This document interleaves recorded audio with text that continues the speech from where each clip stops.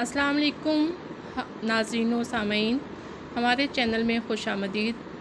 چلتے ہیں آج کے لیکچر نمبر 2 کی طرف، آؤ اردو سیکھیں۔ پہلے لیکچر میں ہم نے کیا سیکھا؟ پہلے لیکچر میں ہم نے حروف تہجی کتنے تھے، اس کے اندر باری حروف کون سے تھے، کس کو کس طرح سے ملاتے ہیں، ہم نے یہ تمام چیزیں سیکھیں۔ آج ہم سیکھتے ہیں اردو کے معروف تدریسی طریقے کہ اردو پڑھانے کے طریقے کون کون سے رائج تھے یا اب ہیں۔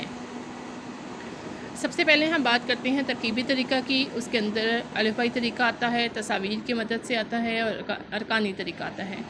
ترکیبی طریقہ میں جون سا ہے، اس میں الفبائی طریقہ کی بات کریں تو الفبائی طریقہ یعنی حروف تہجی کا طریقہ، وہ طریقہ جس سے ہم لوگوں نے اس کو پڑھا یا آج سے کچھ سال پہلے اس کے بارے میں پڑھایا جاتا تھا۔ وہ طریقہ کیا تھا؟ الف سے انار، بے سے بلی، بے سے پنکھا وغیرہ۔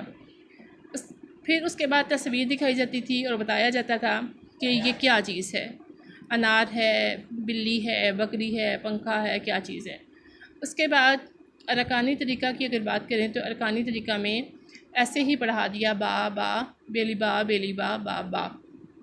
تو یہ وہ طریقہ تھا جس میں جو آج سے کچھ سال پہلے تک پڑھایا جاتا رہا۔ طریقہ ہے تدریس میں تحلیلی طریقہ کی اگر بات کریں تو اس کے اندر کہانی یا قصہ واری طریقہ، جملہ واری طریقہ اور لفظ واری طریقہ۔ یہ طریقہ ترکیبی کے برعکس ہے، اور اس میں کیا کیا جاتا ہے؟ اس طریقے میں مرکب الفاظ اور جملوں کے ذریعے اجزاء کی طرف آتے ہیں، یعنی کہ پہلے قصہ کہانی سنا دیا، اس کے بعد جملے بتا دیے، جملوں کے بعد لفظ پہ آئے اور لفظوں کے سے پھر ہم نے بچے کو پہچان کروائی۔ صوتی طریقہ جس میں ذخیرہ الفاظ بچوں کو دیا جاتا ہے، آواز سکھائی جاتی ہے، حرف کی شکل اور نام بتایا جاتا ہے، بناوٹ۔ آج کل یہ بہت زیادہ طریقہ جون سا ہے معروف ہے اور بہت اچھا جون سا ہے اس کو جانا اور سمجھا جاتا ہے، جس میں دیکھیں کہ ذخیرہ الفاظ بچوں کو دیا بہت سا۔ اس کے بعد ہم نے کیا کیا؟ ذخیرہ الفاظ میں بچوں کو مختلف جو الفاظ ہیں وہ بتائے جاتے ہیں، جس طرح سے یہ سیب ہے، آڑو ہے، آم ہے، مختلف چیزیں بچوں کو دکھائی جاتی ہیں۔ پھر بچوں سے کہا جاتا ہے کہ اپنے ارد گرد دیکھیں کہ آپ کے پاس کون کون سی چیزیں ہیں، اور جب ان کے پاس ذخیرہ الفاظ اکٹھا ہو جاتا ہے تو پھر اس کی آواز جون سی ہے بچوں کو، جیسے الف ہے تو بے ہے تو بہت سکھانا ہے، بے نہیں سکھانا۔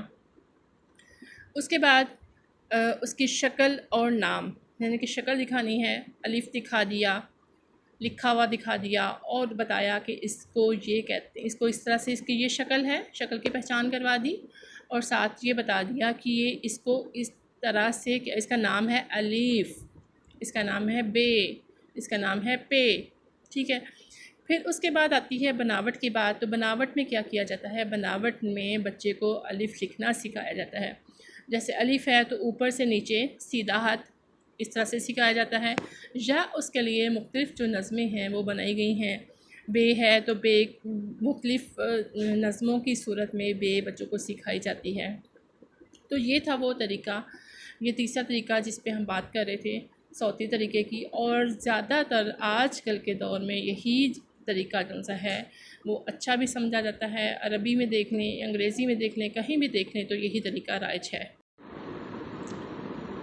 حروف تہجی کی اصوات کی بات کریں تو آج ہم سیکھیں گے حروف تہجی کی اصوات صوتی طریقہ چونکہ رائج ہے، اس لیے ہم آج حروف تہجی کی آوازیں سیکھیں گے کہ ہم نے بچوں کو الف نہیں بتانا، ہم نے بتانا ہے کہ اس کو دیکھیں یہ سارے حروف جون سے ہیں وہ خاندان کے ساتھ ہیں۔ الف چونکہ اکیلا ہے، بے پے تے ٹے سے بے کا خاندان، جیم چے ہے خے جیم کا خاندان، دال ڈال زال دال کا خاندان، رے اور رے زے شے یہ رے کا خاندان، سین شین یہ کیا ہو گیا؟ یہ جو سا ہے وہ گروپ کی شکل میں ہو گیا، پیر ہو گیا، جوڑی ہو گئی، سوازا توئے زوئیں، آئین غائن، فے قاف، کاف گاف، اور اسی طرح سے لام میم نون واؤ ژ، ٹھیک ہے۔ تو یہ وہ سارے حروف ہیں، حروف تہجی ہیں سارے، جو خاندان کے ساتھ آپ کے سامنے ہیں۔ تو چلیے دیکھتے ہیں کہ الف کو ہم نے کیا کہنا ہے۔ الف کو کہنا ہے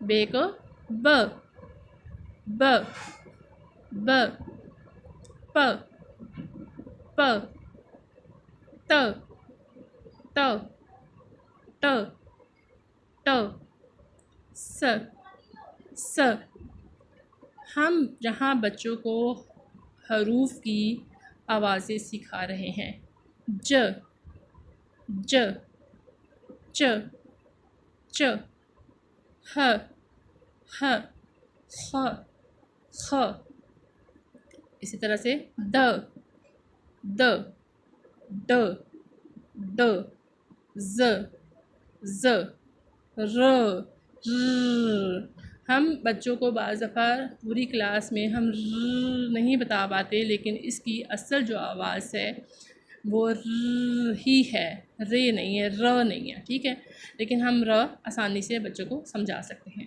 اس طرح سے ر ز ژ، اب رے ژ اور س جون سے ہیں یہ فارسی کے حروف ہیں، لیکن اردو میں ہیں، استعمال ہوتے ہیں، تو سکھانی ہے، ہم نے اس کی آوازیں سکھانی ہے۔ س ش ش س ظ ط ظ ا غ ف ق ک گ ل م، جیسے ایم سکھاتے ہیں بچے کو م، اسی طرح سے نون ہے تو ن، ناک سے آواز آئے گی ن، واو وہ اور چھوٹی یہ اور بڑی یہ جو سی ہے آئے گی تو ژ کی آواز جب درمیان میں آتے ہیں کسی بھی الفاظ کے تو ژ کی آواز دیتے ہیں، لیکن جو چھوٹی یہ ہے اس کی آواز ہے ای کی، جیسے ہم انگلش میں ای لیٹر پڑھتے ہیں تو اس کی آواز ہے ای، اور بڑی یہ جو سا ہے اس کی آواز ہے اے کی۔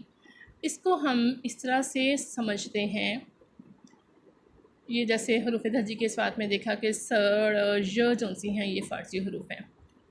چھوٹی اور بڑی جیسے ہے ژ ژ، ان کو ہم کس طرح سے سمجھتے ہیں، جیسے لکھتی، پڑھتی، جاگتی، سوتی، اسی طرح سے لکھتے، پڑھتے، سوتے، جاگتے۔ اب دیکھیں جب یہی جو ہے چھوٹی یہ یا بڑی یہ بعض اساتذہ کو بڑی مشکل پیش آتی ہے جب یہ کسی لفظ کے درمیان میں آتی ہے، اور وہاں پہ بچوں کو اس کی پہچان کروانا مشکل ہو جاتی ہے کہ ہم کس طرح سے بچے کو سمجھا پائیں کہ چھوٹی یہ ہے یا بڑی یہ ہے، جب بچے کس طرف آتے ہیں، جوڑ توڑ کی طرف آتے ہیں، جب وہ الفاظ کے توڑ کرتے ہیں تو اس میں چھوٹی یہ یا بڑی یہ کا سمجھنا بچے کے لیے اور ٹیچر کے لیے اس کا سمجھانا مشکل ہو جاتا ہے بعض دفعہ۔ تو ہم اس کو اس طرح سے کہہ سکتے ہیں کہ جو ج ہے چھوٹی یہ ہے اس کی چھوٹی آواز ہوتی ہے، اور بڑی یہ جو سی ہے اس کی بڑی آواز ہوتی ہے، ٹھیک ہے۔ جس طرح سے ایک لفظ ہے، متشابہ الفاظ ہیں پیر اور پیر، ٹھیک ہے، یہ ایک جیسے الفاظ ہیں پیر اور پیر۔ پیر جون سا ہے اس کے اندر بڑی یہ آئے گی اور اے کی آواز دے رہا ہے، اور پیر جون سا ہے وہ ای کی آواز دے رہا ہے تو اس کے اندر چھوٹی یہ آئے گی۔ اسی طرح سے سیر لے لیں تو سیر کے اندر بھی جو اے آ رہا ہے تو اس میں بڑی یہ کا استعمال ہی ہوگا۔ اسی طرح سے جب آپ مختلف الفاظ کو پڑھیں گے ان کے درست تلفظ کے ساتھ تو بڑے اچھے سے سمجھ جائیں گے کہ ہم نے اس کے اندر کون سی جو سی ہے یہ لگانی ہے۔ آپ سب کی سماعتوں کا بہت زیادہ